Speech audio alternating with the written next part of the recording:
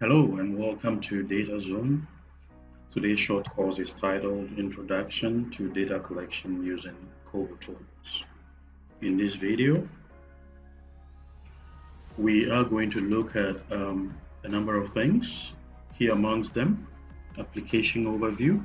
We'll have an overview of Kobo Toolbox. We will learn about how to create a form and also understand question types and question options. We shall look at how to group questions. We shall look at how to deploy a form and activate data collection process by integrating uh, field level data collection platforms. We shall also be looking at how to conduct basic reporting and data analysis in Kobo Tools. Finally, we shall look at how to download data into different formats for extended data and analysis. Okay, shall we proceed? So, what exactly is Kobo Toolbox? Kobo Toolbox is a free suite of tools that are used for, digital field data collection using mobile devices or even on computers. This software application was created by researchers at Harvard University for use by field researchers and humanitarian organizations. And so generally there are two separate instances of Kobo Toolbox that you would come across for humanitarians. Usually you would use kobo.humanitarianresponse.info to access the platform. And for all other people, students, independent researchers, can use kf.kobotoolbox.org. Now, the adaptation of Kobo Toolbox for humanitarian use was a joint initiative, between OSHA and the Harvard Humanitarian Initiative, and of course the International Rescue Committee. So this is just a brief history to let you know how the development of this software application um, came about. So it's a build upon of ODK. So the basic system and the platform is built upon ODK. So for those who have some experience with ODK, you realize that the structure is basically the same. And so, other applications such as ServiceCTO that are also based off of ODK have similar system features like Kobo Toolbox. Now, why should we use Kobo Toolbox? This is because data can be collected without internet connection. So without internet connectivity, in very challenging and difficult environments, it's still possible to collect data, and that makes Kobo Toolbox very handy. Now, Kobo Toolbox is user friendly. It's very easy to use. The interface is very simple and very smooth. In addition to that, forms can be translated into any language. And so this supports translation. And of course, it is very compatible with Excel, which is a powerful and very commonly used um, data tool. We also find that Kobo Toolbox produces better data because it kind of reduces human error when people have to use paper-based questionnaires and surveys. We find that a lot more errors can be committed. So Kobo Toolbox also kind of utilizes a uniform response style that makes it easy to compare and analyze data. There are other benefits and reasons why you should use Kobo Toolbox for your data collection activities. One of them is that, so generally, of course, it is an all-in-one platform. Okay, it does storing and managing. You can share forms, you can collaborate on forms, and all of that. You can manage and share your collected data as well. So by Kobo being based on the Open Data Kit, which is ODK, um, it supports XLS forms and can be used, interchangeably with ODK Collect. All right, so ODK Collect can be integrated in a way to collect data for Kobo tools, and it has more functionality. Um, Very simple form builder, which we shall be looking at soon. Question libraries, integrated data management. So you are able to store questions in the library and refer to them and reuse and restructure them over and over again. All right. So we also find that Kobo Toolbox integrates very well with other development platforms like FormHub and Enkito. So you will find this a very useful software application. One very excellent and good thing about Kobo Toolbox is that this platform is constantly being improved. Its application is being constantly improved. It receives a lot of optimizations regularly, for use by humanitarian actors in emergencies and other difficult environments. Um, so for data needs and assessments, monitoring, and other kinds of data collection activities, this is a very handy tool. Now, the best part of it all is Kobo Toolbox is free. Okay, so there are so many types of data collection applications out there. Many of them are not free. So with the kind of functionality that Kobo Toolbox has and the kinds of things that the application is able to accomplish, it being free basically is a great positive for all data users. Now, what can we use, Kobo Toolbox for? I think I probably have mentioned or hinted some of those already. However, we can specifically drill down and look at some of the key areas that we can apply Kobo Toolbox. First of all, surveys. And if you read my article on the blog site, heavenboundpk.wordpress.com, I explained the difference between surveys and questionnaires. And so we can use Kobo Toolbox for surveys and also use Kobo Toolbox to develop our questionnaires. Kobo Toolbox comes in handy in conducting needs assessments, so for project design teams, program development teams uh, that want to conduct needs assessment, strategy development teams. This is a very useful tool that can be used to program uh, the needs assessment. Then, of course, monitoring evaluation. So, all of us in monitoring evaluation, sometime, somehow, would have to rely on Kobo Toolbox. This is a very handy tool and it's free. And so, monitoring evaluation, um, practitioners um, will find Kobo Toolbox a very useful tool uh, for monitoring evaluation activities. There are other things that, other areas that it can be applied, of course, but we will limit ourselves to these key areas. Now, how does Kobo Toolbox work? This is a very simple, well-designed, interactive, you know, platform that requires not so many complexities. And so you start off by signing up for a free account, and I will be sharing a little bit on that.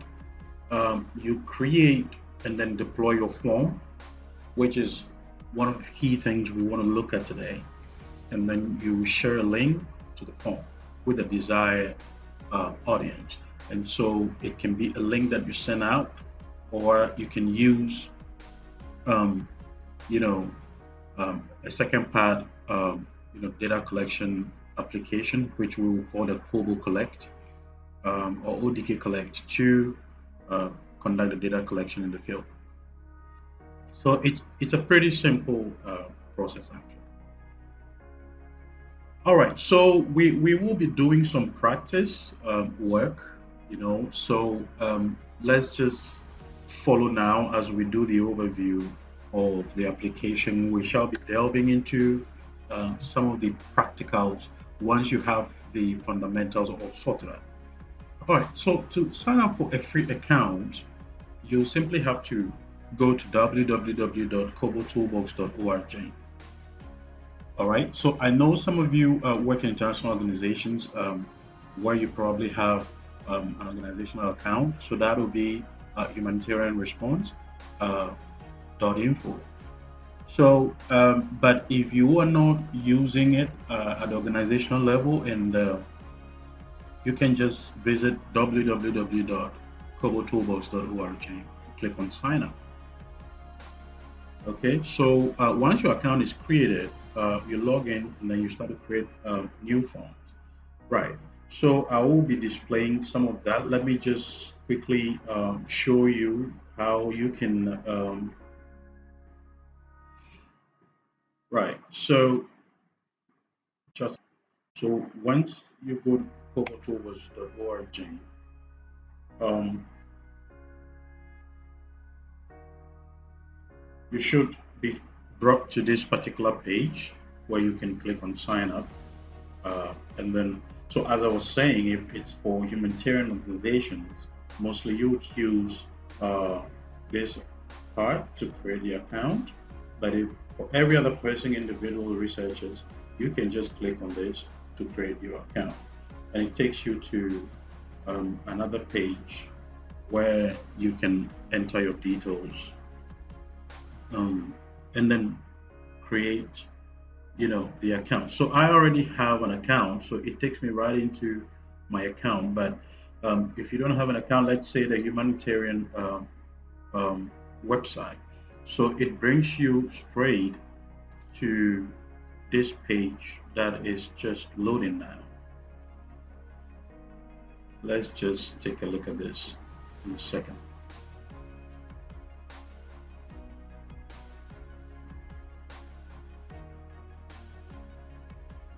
Just a second. I think my internet is a little bit slow. Yeah, but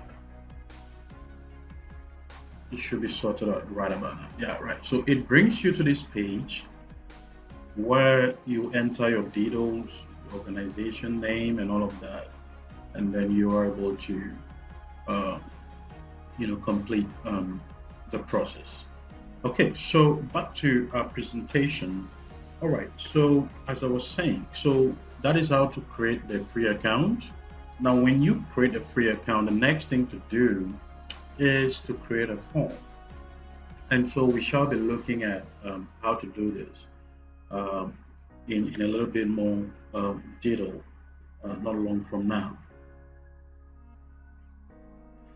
The final thing is to create your questions. Once you create the form, you would have to create a set of questions that actually, appear on the questionnaire or the survey for respondents to respond to.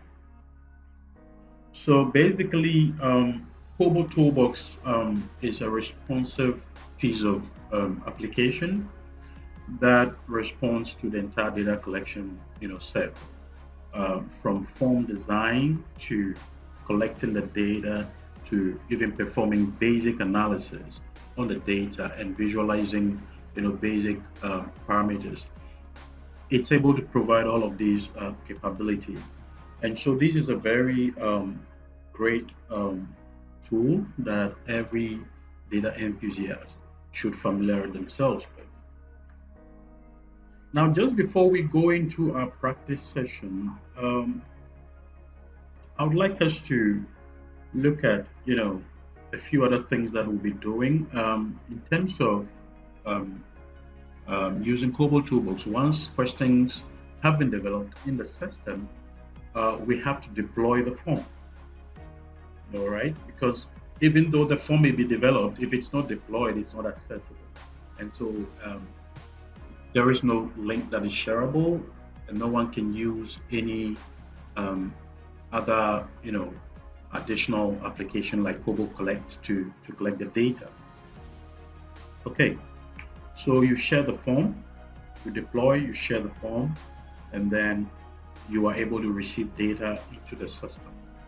So Kobo Toolbox has a database to store and manage the data. And so you receive the data, and then in the final step, you are able to conduct some final analysis, basic analysis actually, to visualize a few of the things that are key, even though um, you can conduct even further and more detailed complex analysis in other third-party softwares like R and SPSS and Power BI. Okay, so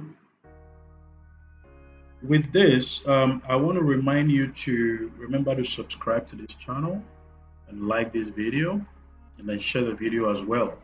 We shall be proceeding now into some practice. Okay, so now let's go into Kobo Toolbox and see how we can create forms and set some questions and then deploy our forms. So just follow along and pay attention to some of the key steps. Um, so as I mentioned, I already have an account, um, you know, and so when I click on sign up, the software is actually going to take me. Okay, so let me click on login here and get right into my account. Okay, so when you open the interface, this is what you see on the interface. Okay, so you see there are some tabs over here. When you hover your mouse over it, it's called projects. And so that is where we are right now. All the projects in this particular account are stored here. So you can have multiple, uh, accounts depending on what kinds of projects or consultancies you're doing. You can also choose to maintain one account and have multiple several projects. In this particular account, I think I have about 7 or so projects, yeah, or 6 or 7, yeah. So you also hover just down below this tab, and you find down below it, you find library. Okay, so if we click in the library, it brings you to an interface where you find that you are able to find some of the questions that you put in the library for reuse and all of that. So you find questions that you can reuse, that you can conduct um, multiple restructuring work. Okay, so what do we exactly want to do here? To collect data, the first thing to do is to click on new. Okay, so by clicking on new, you are creating a new form in the form builder. Now, when you click on new, this is what comes on the screen. Okay, so you find build from scratch, you find use template, find upload an XLS form, then import an XLS form via URL. Now, let me explain this very briefly. Okay, so building from scratch basically means we are going to type out all our questions from scratch. Using a template means that you have developed some questions or some forms in the past and you converted them into templates, so that the structure of that form in terms of the grouping of the questions and some of the features have been preserved for future editing for other projects. So then you would use a template to open up a template file that you previously developed using Kobo Toolbox. You also have an advanced form of uh, questionnaire development or survey development, which is what we call an XLS form. Now this is done in Excel, and then you save it in the XLS format. Now this is used for highly complex form building. There are certain features that you find even more easy developing using the XLS form rather than the form builder that we have on the screen. And then, XLS forms can also be hosted, some probably on some sites, all right, on a SharePoint somewhere. And so you may have to just use a link to integrate that form into Kobo Toolbox. Now, for the purpose of this training, which is just basics in Kobo Toolbox, we shall be building from scratch, so we learn how to develop questions from the beginning. So let's click on that. Now, when you click on that, it brings you to this page where you find project name. Okay, so what name is the assignment?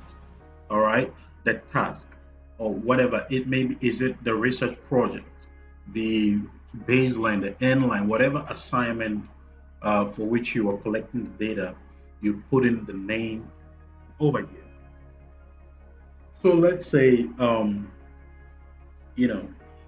our project name is um,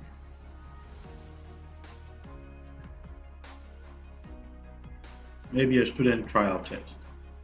So we will call it a student trial test for someone that is new to Kobo Tools. Then you can add a description if you want. You can give it a description so that whoever later has to work on this understands very well what this project is about. You can enter your country, a sector, so there are reference sectors. You can select finance, insurance, education, economic development, different sectors, just to give it, a very good description.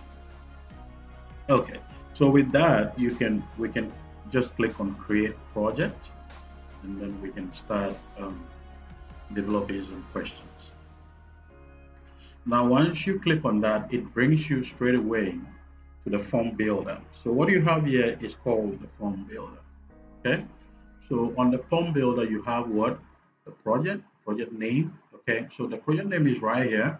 And remember, you can change the name even after you have created it in the previous page. So over here, we can still, select, delete this and type in any other name that we want. So you change it to student test or whatever. All that needs to be done is to make sure that you click on save when you are done to save it. Okay, now let's look at other features in the form builder that will be useful going forward. What we have here, symbol that is currently grayed out, it's not active because we haven't started working. The I symbol, so later on we will hover over it and you'll get to know and see, but it's a very useful tool.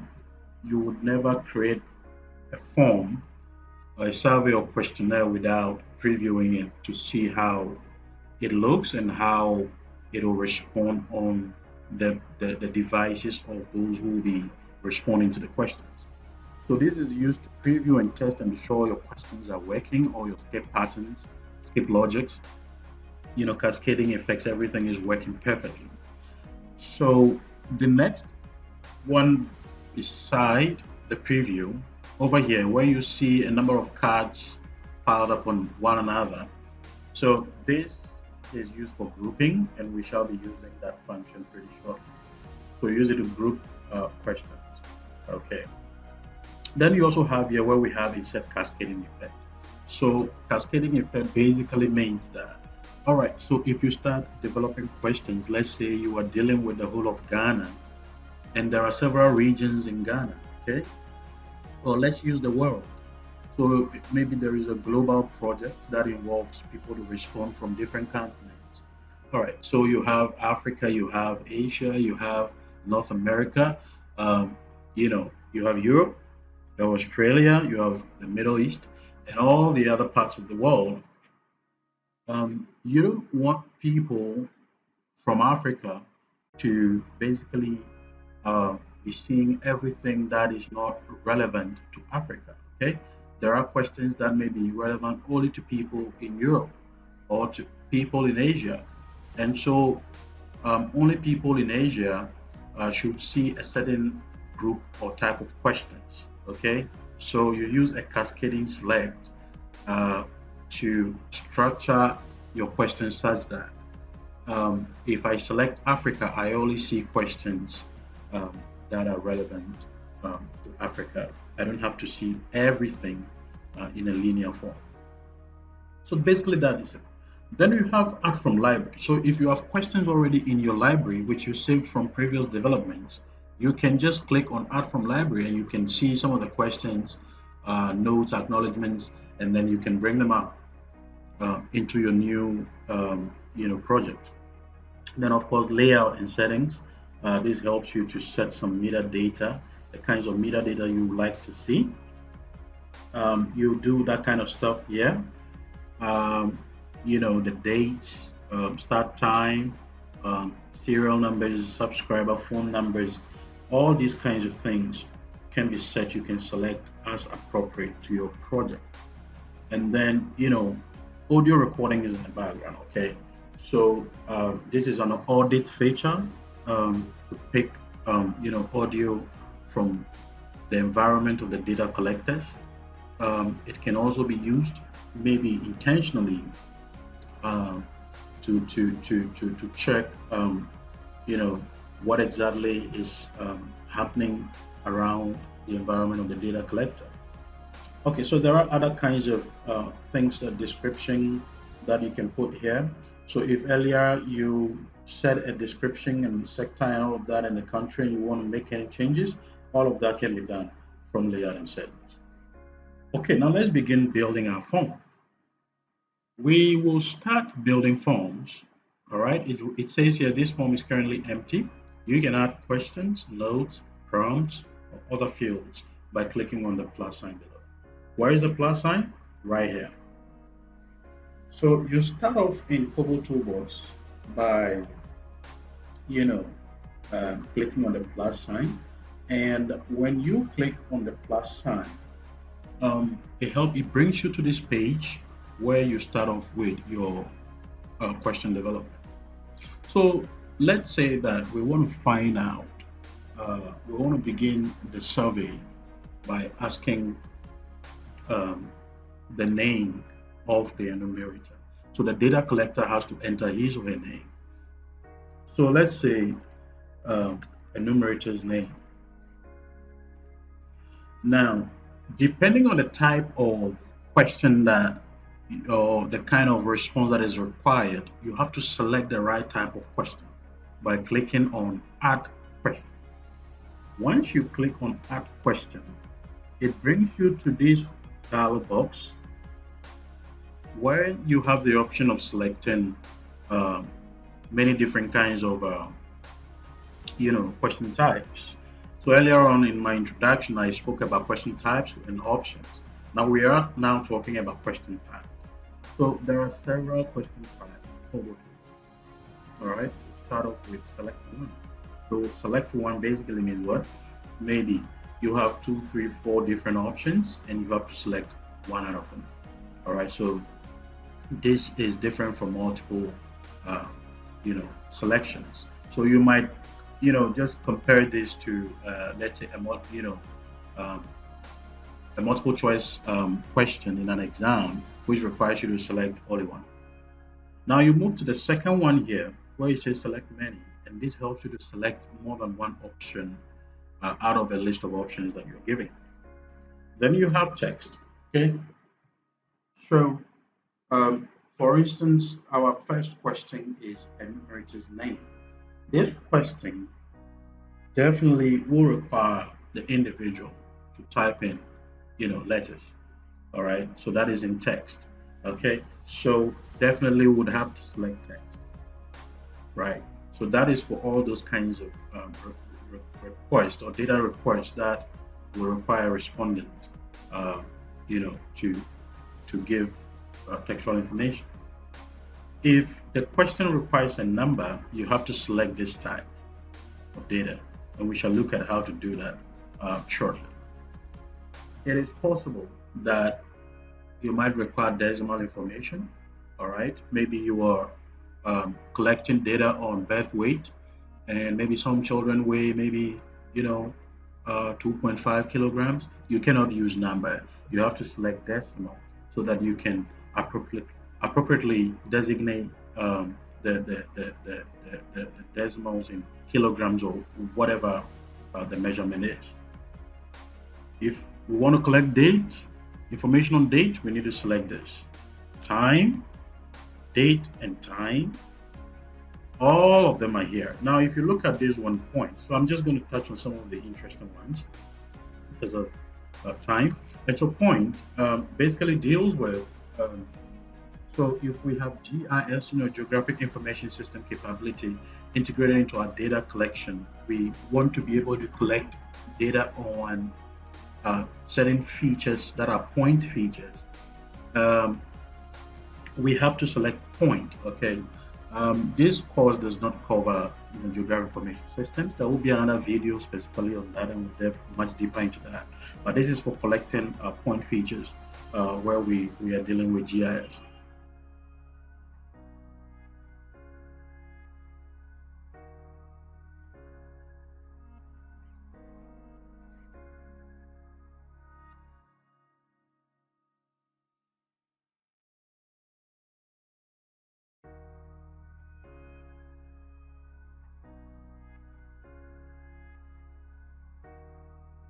So then also we have photo. If you need to add a photo, maybe people need to select or point or describe something from an image, then you have to select photo. You can add audio, you can add video. I mean, so many kinds of things. So line features, this also deals with geographic information systems, just like area. So point features, line features, area features. These are more of geographic information system uh, elements. You can add a note to your questions. It is possible that you want to add a note to, the enumerator or the data collector on certain specific aspects. And so you can add a note, or maybe a question needs to be further explained. Um, you can add a note to add that kind of information. So if it's barcoding for market survey people or people that are dealing with products, you can collect barcode information as well. Or if it is something that has to do with assets, let's say monitoring evaluation, maybe they have to collect data on project assets that require you to put in information, barcode, serial numbers, and stuff like that. We can use this to do that. Then acknowledgement. So acknowledgement deals with informed consent, uh, where something has to be acknowledged. Someone has to acknowledge something before they move on with answering questions. So rating, okay.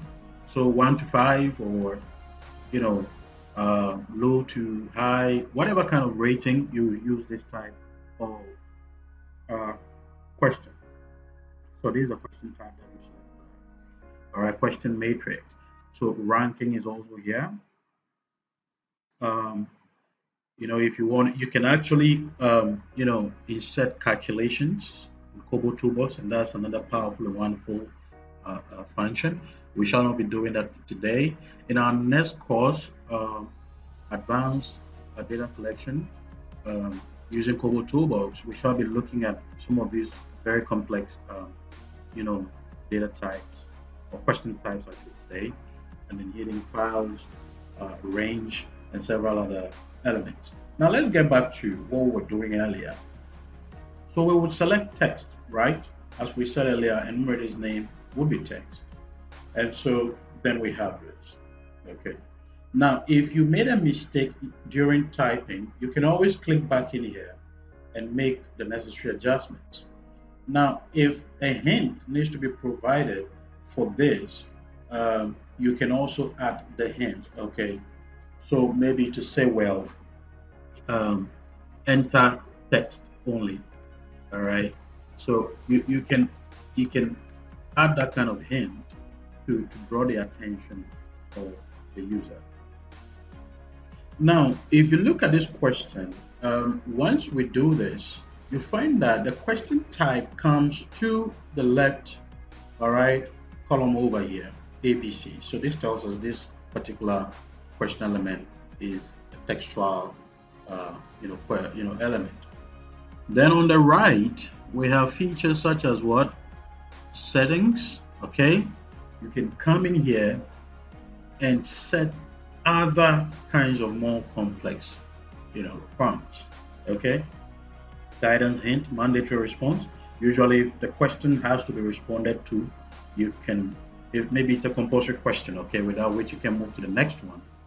Questions such like enumerator's name, age, and some of those basic demographic, you know, information. Definitely, you want to make sure that um, you come to select mandatory response by clicking on settings. Okay, so for this question, we'll click, yes. Other features over here, okay, in terms of appearance, um, attributes, skip logic, validation criteria. These are more complex elements that we shall not go into today, in today's video. We shall look at them in subsequent videos. Okay, so you can just close this once you're done. Um, Once you have selected this, you can close and then you get back to the question. Now, it is possible to duplicate this type of question. If your next question is going to be, also a text or whatever, you can just duplicate this and voila, you have the same name, all right, question name still, printed here for you. Okay. Now, earlier on, I spoke about libraries. Okay, so you can add your question if it's a question you know you might be using in several other forms and all of that. You can add it to your library so that you can retrieve it from your library. Remember, I showed you this earlier, add from library. Okay, so you click on this folder that has a plus, and then you see that once you hover your mouse over that, you see a response over here in the box that says add question to library. So by clicking on this question will be added to your library. Okay. All right. So let's delete this question. All right. So that is the first one. Now let's try. We want to also know, the enumerator's country. Okay. Maybe there are people collecting data from several countries. Okay. So we need to be sure of this particular data collector, which country he is based or collecting the data from. Okay, so after that,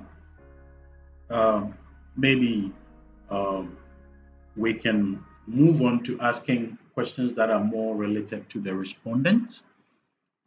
We can start by maybe asking, right, we can ask of gender. Okay, you can ask of their gender. Now, if we select gender, if we type in gender, what type of um, question do you think we need to select here? Okay, I'm sure you guessed this one right. Now, we need to have two options, basically, because gender is usually male and female, okay? So, we would have two options. Sometimes people prefer not to say to it, and that is also fine, but we will limit ourselves to just two options. So we'll click on select one. Okay, now when we click on that, it immediately brings us to you know this page where we have option one and option two. Okay, all right. Now the purpose of these XML values that you see automatic and all of that here, I will not be going into that in this video, but let's just focus in on this. So where you see option one, we can type maybe our first option, which will be male. Where you see option two, we can type in female. When you are done, you simply,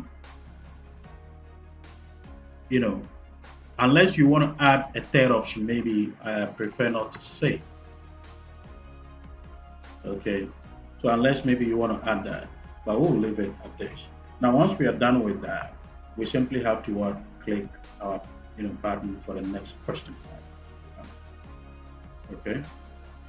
All right. So our next question will, be maybe after telling us your gender, you tell us, okay, your maybe because we are dealing at a country level, maybe your region. which region is the respondent speaking from. So this also can be text. However, to control this, we might want to have maybe the list of regions, in that country for selection. And this helps with, reducing errors and for data validation purposes. So we could have, let me let me just redo that. So we have region, and you can only be speaking from one region at a time. So we select one. Maybe let me use some regions here in Ghana. So option one, Greater Accra region. Then option two, we have Eastern region. Then we can also add, let's say, Ashanti region. And then we can add Savannah region.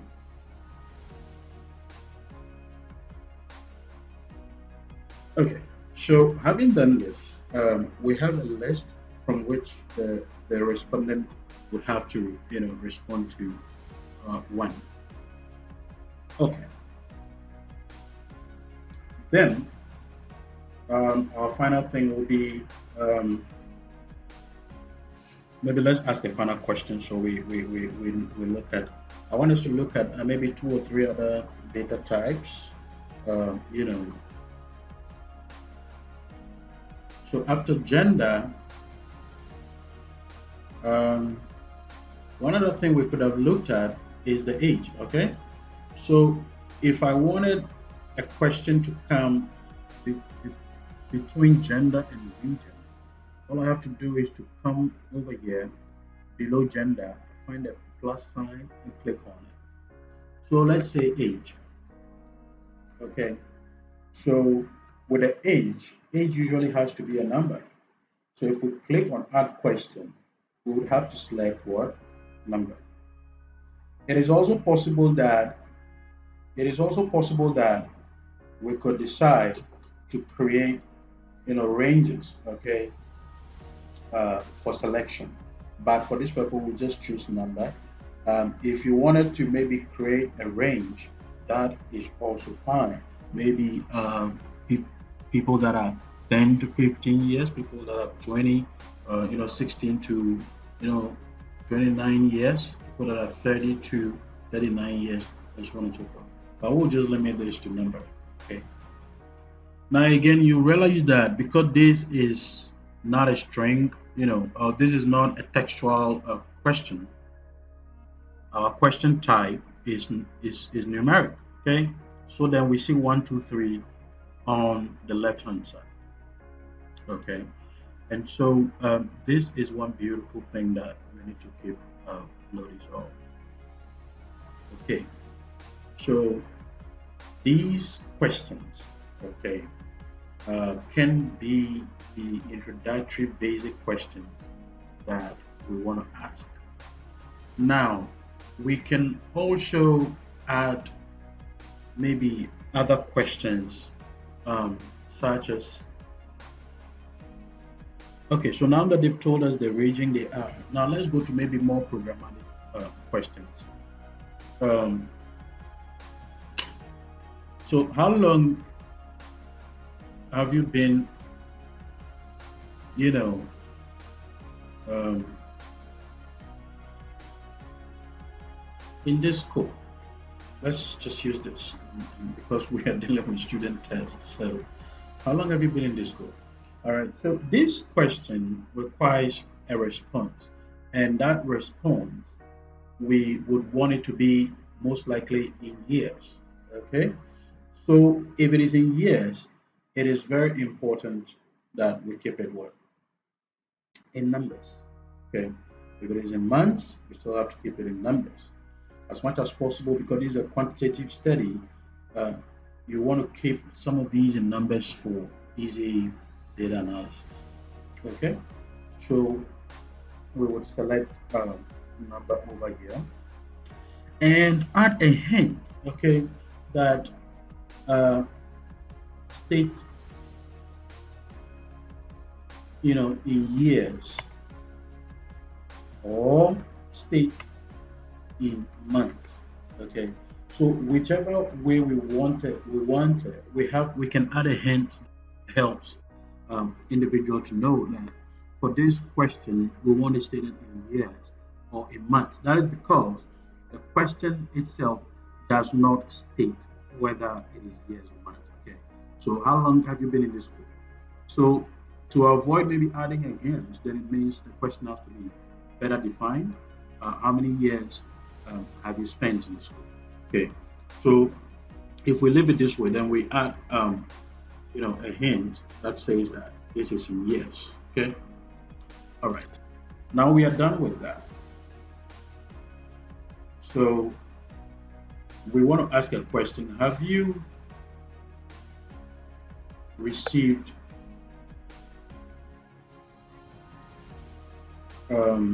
a gift pack from the government or from Ghana Education Service?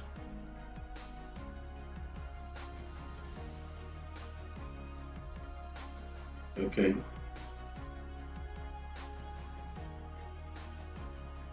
In the past year.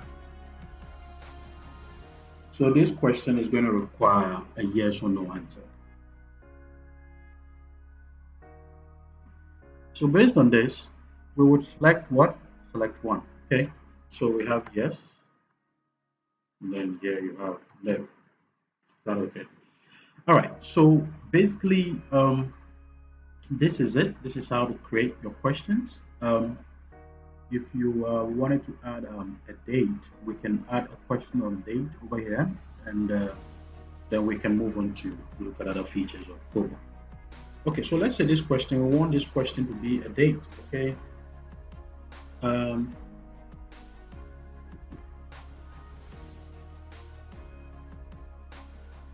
um, when last did you hold uh, student, um, let's say a student meeting, okay? So let's just keep it this simple. When last did you hold um, a student meeting?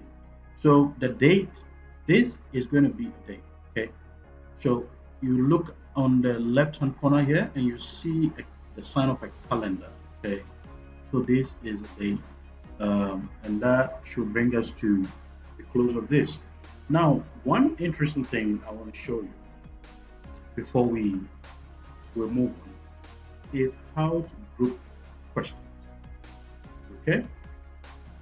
Now, you realize that the first two items, okay, um, we said they are directed at the one receiving the data, okay, the administrator, the data. Um, or let's say that this form is going to go to people to respond by themselves. Now, all of this information is background information, okay? The name, country, the gender, the age, the region. Um, these are all background information to help us understand the characteristics of the respondent. Okay. All right. So we can group these questions as one so that they are not all combined. We don't, if we have about 20 questions, we don't have all of them showing under the same heading so that we can compartmentalize them into different headings, different groupings with subheadings to make it more contextualized. So for instance, we can group these questions into one and call it maybe biodata. Okay. So to be able to group questions, you have to select a number of questions, at least two questions. So once you select, the outline changes to blue, as you can see on the screen right now. So when I click outside of this, the outline changes back to black. But when I click inside this question, the outline changes to blue. So to be able to select more than one, I have to press Control and then click on another question, then click on another. Okay, so I click this one as well, and then I have selected a group of questions that I want to group. Okay, so earlier on I showed you, the group tab. So this is the feature for grouping questions. Okay, so after selecting the questions, we would simply come and click on this, and then you see that these has been grouped. Okay, all these questions have been grouped now, and there is a new, statement here that says what group. It has an arrow that can lead us to expand or collapse the questions underneath.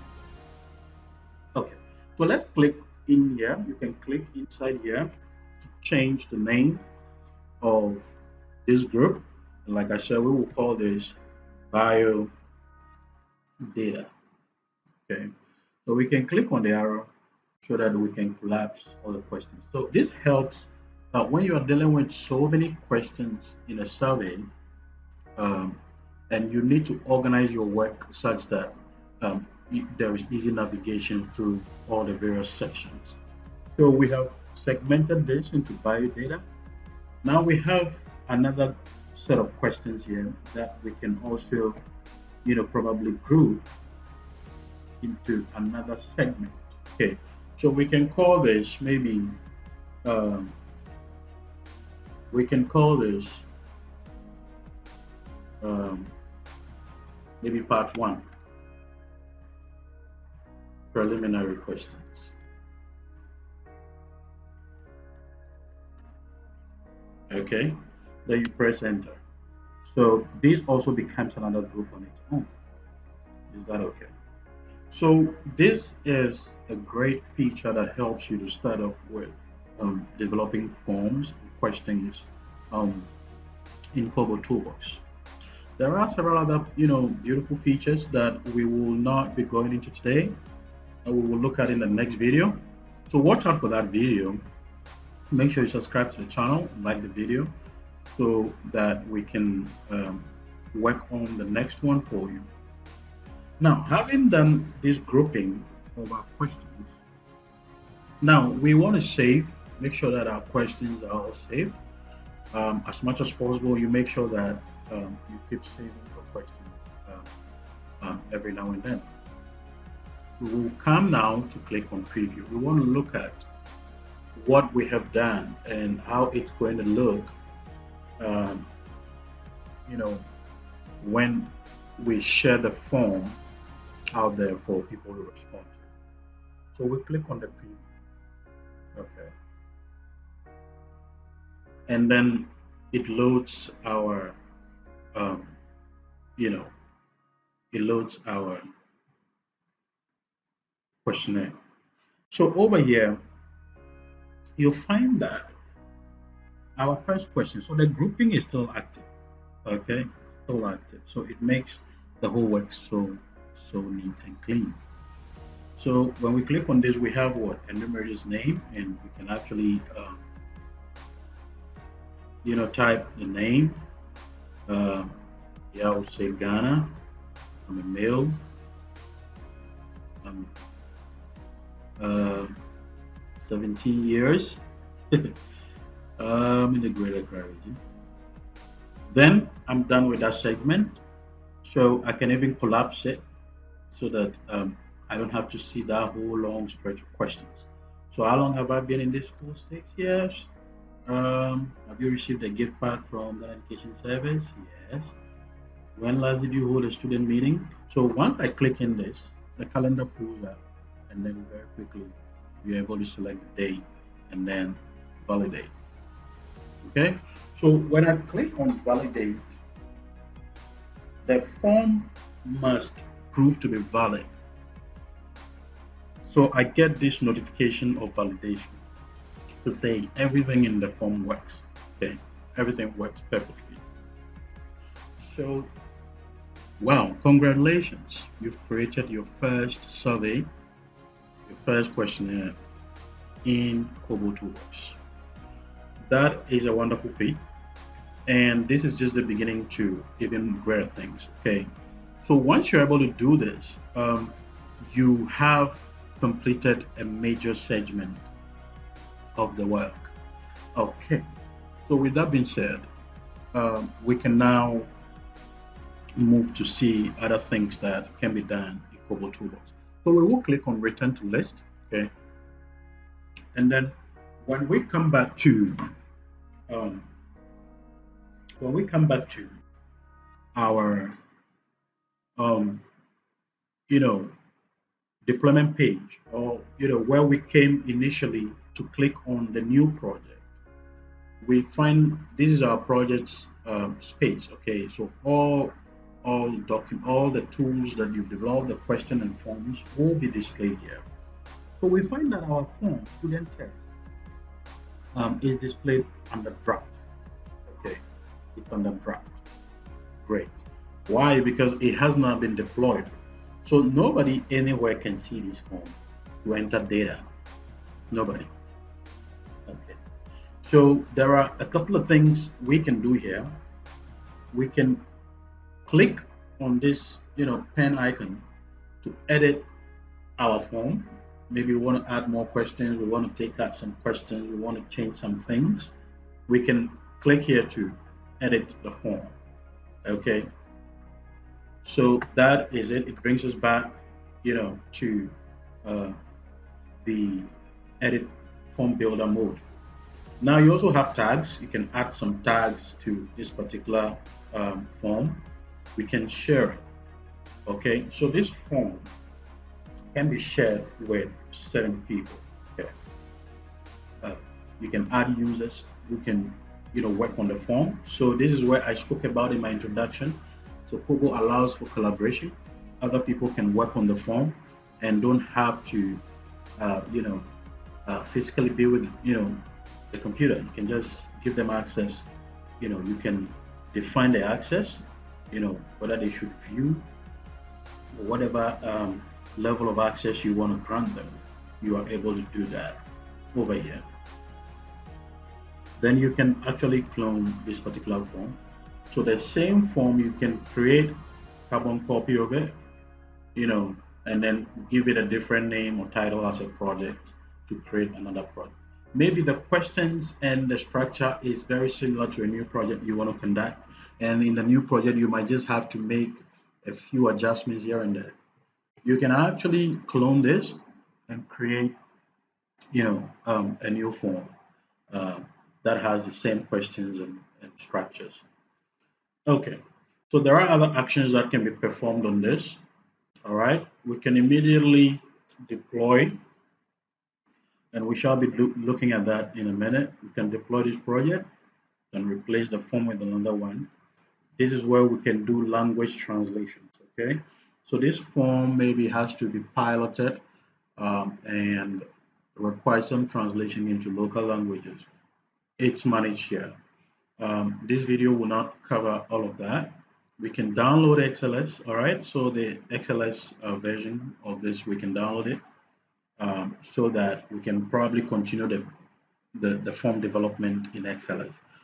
We can do that. So maybe we can do, you've done some basics in this form, but you want to have the XLS and share with someone, or for working on some other things. You can have an XML version. This is where you can turn this into a template. So remember when we clicked on new, there was what? Use template, right? So this is where you can come and then turn this form into a template that can be reused over and over again. Finally, and of course I don't recommend this, unless it is necessary, you can delete this form from um, you know your projects, the list of projects that you have. Okay, so let's go ahead to deploy this. Now, once we click on deploy, this form becomes active. Okay, this form becomes active, and we are told that it has 10 questions. It doesn't have any languages defined as yet. Um, on this page, okay, when you share the link of the form or you grant people access through Kobo Collect, okay, which is the Android application that can be used to access the form and enter data. All the data that comes through will show here, okay. As of now, data, you see this over here, data is grayed out because no, you know, responses have come through, no submissions have been made from the field, okay. So this remains grayed out, but if any data comes through, this becomes active, and you can actually click on it and see some of the data in the system. So I'm actually going to show you an example. Let me use, yeah, so over here you can see that there is data in the system and so on and so forth. Okay. So that is how this works. That is how this works. So we go back to student test. Now over here in this pane, you can still find edit. You can preview. Okay, you can replace the form with another one, another same project. You can have access to all those other capabilities that we looked at earlier in terms of functions. Now, if you at this point edit this form in the form data and you add any other information and save it, that does not mean that the people in the field who have to fill the form will see the new information in your survey until you redeploy. So whenever you make any changes to an already deployed form, you need to come and click on redeploy. Okay, this is how to, get your work um, updated properly. Okay, now let's come to this segment and speak a little bit about it. Okay, now you need to set this very carefully. Make sure that you have um, the right data coming through the way it ought to. So if we click on this, we have different modes in which we can set our form that we've deployed. We can set it to online, offline. Okay, so this allows, especially in the field, for those who use the Android applications like Kobo Collect, to be able to, you know, um, submit their forms either online or offline in the field. Okay, so multiple forms they've interviewed, maybe um, engaged several respondents, 10, 15, 20 respondents, and all those responses and forms are on the device. Okay, so with this, they're able to send in all those multiple submissions. Okay, now you have online only. Okay, so if you have online only multiple submissions, what this means is that, for instance, if there is no paper based, questionnaire study, and you have all of that, into an Excel form, then that can be, attached as a bulk submission, right? Multiple forms and responses that are in an Excel form. So there is an option to upload that form from your computer to the Kobo server. All right, so the next one you should also take note of is online only, single submission. Okay. All right, so in this particular, if you set the form to this, it means that anyone who receives the link, okay, the shared link or this form to fill will only be able to submit one response, and they will no longer be able to access the form anymore. And the advantage or the difference between this and once per respondent basically is that with this one, you are able to, redirect the respondent to, a URL of your choice. Maybe you need them to have access to some more information or some other materials that are, useful to the assignment that is ongoing. You can use this so that they are redirected to, another URL. Okay. So that is that about this. Now, online only once per respondent means that uh, any individual using the same browser or the same device will not be able to submit more than one response. Okay, so once they are done answering, that is it. So this is a control measure, especially when you want to make sure that you don't receive multiple entries from the same individuals. Embeddable web form code. Okay, so you can actually embed. If you select this option, you receive a code. All right, this code right here, which you can actually copy and insert into um, your web form, right, your website, so that it's integrated, and when people visit your website, they're able to have access to the questions directly and respond to them. Then you also have Violi. So if in the process of testing and piloting this tool, you need other team members, you need other project staff, you need other people to take a look at the form and share their feedback.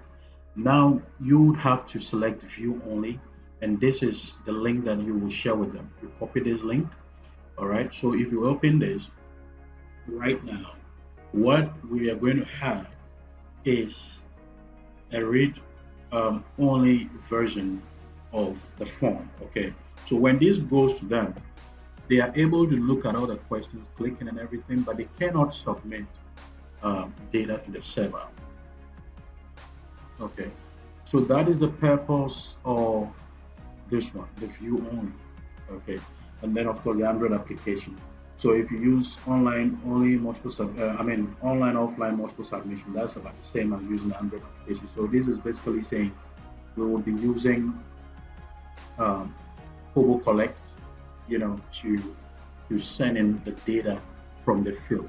So everybody who is going to answer the questions must download Kobo Collect on their phone or their tablet, and then use the specific server that you have, and then the username and password, and then have access to your form.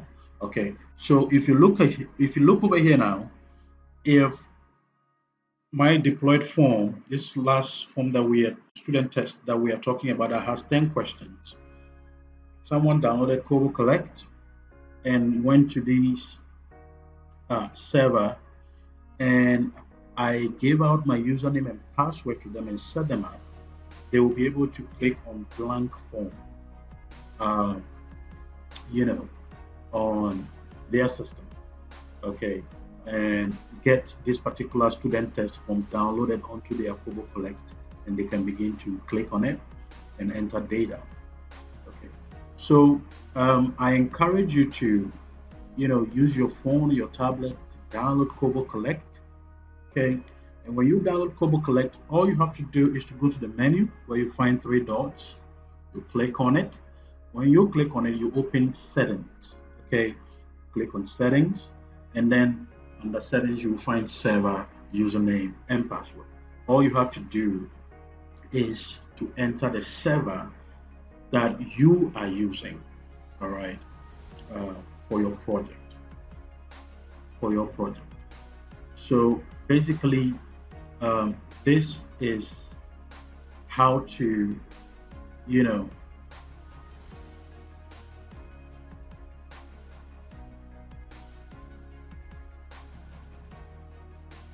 yeah, this is how to, you know, work on these basics. Okay, all right. So once you create um, your account, you get access to your server. Okay, so your server, you have the link, and that is a server. As I was showing you earlier, when you click on, once you download Kobo Collect, that is the server you would have to, the respondents have to put in their Kobo Collect under settings to be able to get access to the student test. So if you set up a username and password, then you have to grant them that particular right so they are able to access it. And that is why if you want to create a form that will be going out to many people out there in the public, then of course you have to make sure that um, or maybe even you're using data collectors, okay? But for the protection of your server, you have to make sure that you set a username and password that they would have to enter um, to be able to access the form and enter data. Okay. Now, with that being said, once a project is over and you have received data into the system, like I said, you can click on data if we had any responses come through, and you'll be able to see how many, you see a table of the data that will show um, how many people have responded so far, and then you find some basic visuals, bar charts, um, you know, um, and column charts, just briefly and summarily showing, you know, um, some of the insights from the data that is coming through. Once a project is over, you are able to archive the project. So we come to settings. Okay, so this is our project. Under general settings, we're able to archive this project so that nobody can send data to it anymore. Because we don't want to delete the project. We don't want to delete the project and the data that came with it. We want to keep it in on our server. However, we can archive it. And by archiving it, we still have all our data intact. However, anyone with a server link will not be able to send, information to that server any longer. Okay. So there are other settings that can be done here for this. All the media that we want to add to this form, we can put them here so that we can access them easily when we go and choose a question type that deals with media. This is where we click to share the form. Okay, so we can click on this. Maybe you want this form to be viewed by whoever has access to it. All right, so over here you can add rights, those who can edit the form. Maybe you want to do multi people collaborating on this form. Okay, so from your department you are sending to some other person in another department to add some questions. You can add edit rights to this. People, depending on what they need to do in the form, they can edit submissions, they can validate submissions, and delete and manage the whole project. So you can add rights and grant those permissions, to individuals. Okay, so I have all these rights. I can do so many things because I own the server over here. Okay, but if you want to share publicly as well, this is the public link that will go out there for people to view and to be able to submit. Mind you, if you don't click on this, they are not able to view submissions that are made to the form. Okay, but if you click on this, they will see all submissions.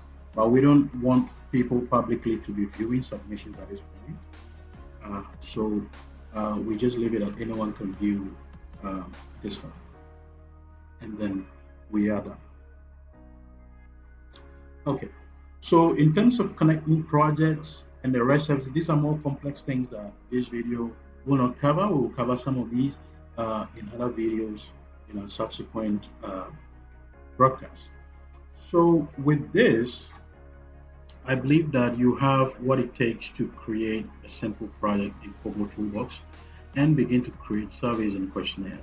In our next video, we shall be looking at this in detail.